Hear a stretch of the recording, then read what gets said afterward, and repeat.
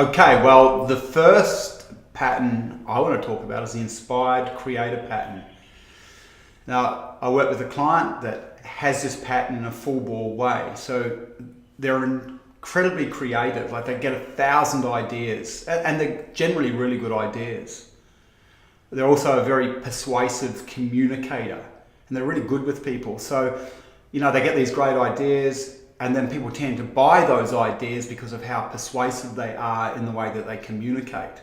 They're also strategic. So, as I said before, the ideas are pretty smart, really. They've got a good entrepreneurial mind.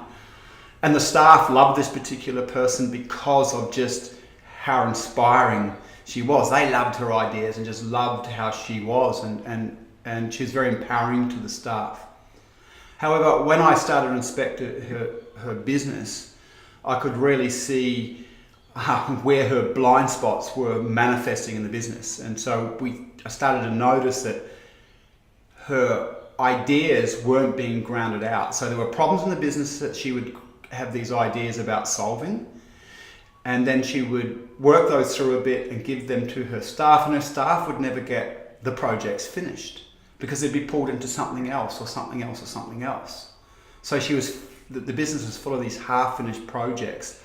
People were working really hard but going nowhere fast because there was just too much for them to do.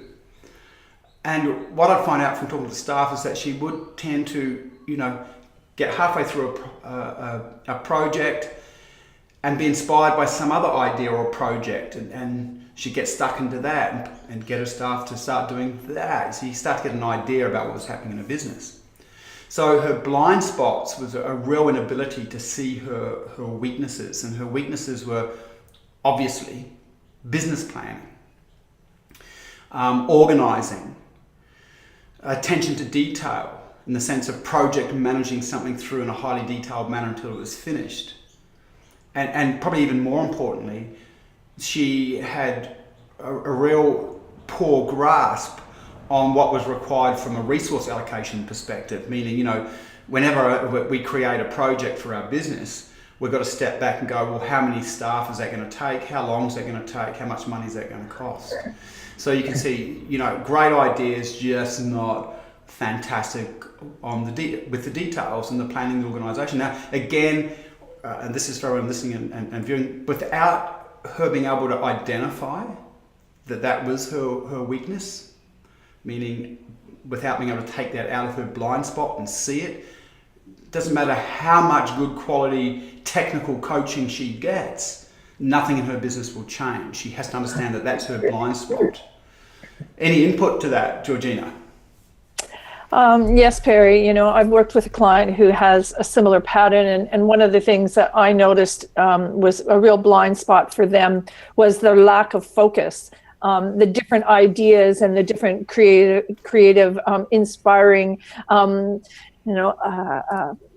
moments that came up for them caused them to really lack focus, and so they weren't as committed to following through and implementing what needed to be done as a result of their ideas, because they were always, there was always a new exciting idea coming up for them. So it was a little boring to sort of follow through and commit. So it's a very inspiring pattern to have, in that it's very, as you said, creative and lots of ideas, but those parts of the inspiration can also take us off focus and help us lack in our commitment. So, definitely. Yeah, totally. I agree. Any view from you about this, Gab? You've worked with this pattern a few times as well. Yeah, one of the most important things for me that I've seen in my clients is really that there's no, because they're so engaged in their ideas, that really shows you that there's a real passion and a real purpose around the ideas that they're sharing. And they don't put any energy into the detail and all of the detail-orientated logistics aspects of the business. So naturally, they're not going to be putting any effort or consistency into that, and unconsciously sabotage the business in that way. And if they were to just become aware of it, then obviously they're going to turn that into something that can be either managed or delegated, or just taken care of in a way that they wouldn't be able to do when they're unconscious. Oh, absolute key point there in that once the business owner can identify that blind spot, that weak area in their behavioural profile, their personality profile, what they're bringing to the business, they can choose to either work on that, as you said, or they can choose to bring someone else into the business that takes care of that element. And that's an important thing for everyone to understand when we do this work.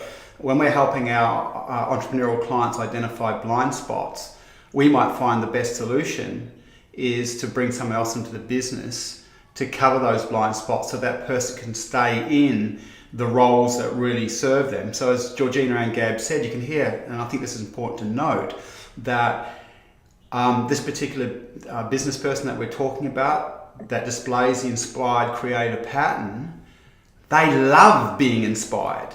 So they love ideas. That's where they get a big emotional hit. That's where they get the joy, and commitment to the logistics and the planning will tend to demotivate them. So there's an unconscious tendency to avoid that area of business, which is the central issue. That's a blind spot working.